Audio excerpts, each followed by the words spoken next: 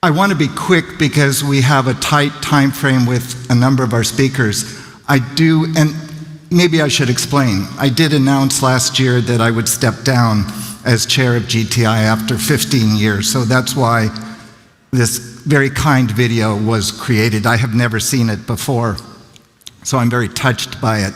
I do want to thank my partners. I want to thank the staff who have worked so hard to make GTI a success. It was created in a virtual way. It was not created with a big staff of people. And these are the people behind the scenes who you don't see, who put together all the workshops, a lot of the work that we do. And I'm just so grateful to the staff for what they have accomplished over the last many, many years. Actually, many of these people I've worked with for 20 plus years. I was touched by Chairman Wong, who has been a friend for 25 years now. So thank you very much. I did, before I bring up our first speaker, I did want to just say a couple things.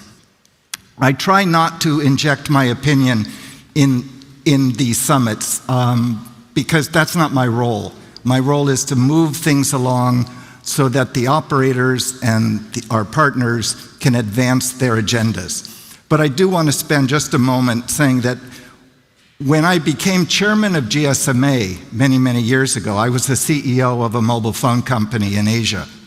And the reason why I joined GSMA to change it and become a CEO-led organization many years ago was because our industry needed advocacy.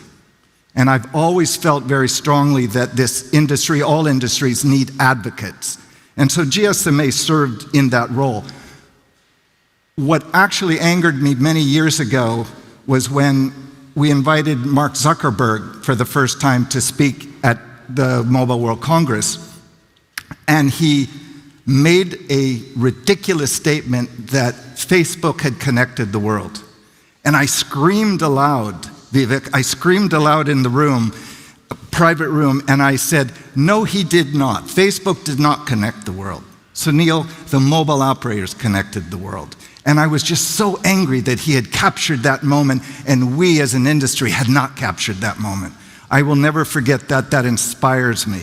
And it inspires me when we started GTI, where I've served as chairman the last 15 years.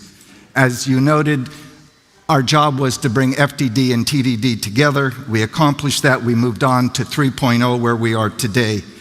But the bottom line is that both GTI and GSMA, who've worked together so well over the many, many years, are advocates for this industry. And the last point I want to make is what is coming down the road. What worries me most is AI. And as I think about the next few years, what worries me for the mobile operators of the world is that we are being pushed around again by big tech. And the question is whether we're going to be facilitators during this period of time or whether we're going to try and get that business model to be slightly different so that AI is a benefit to us. Lastly, it needs to benefit society.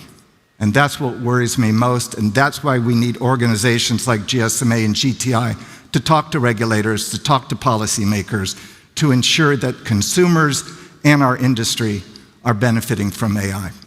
That's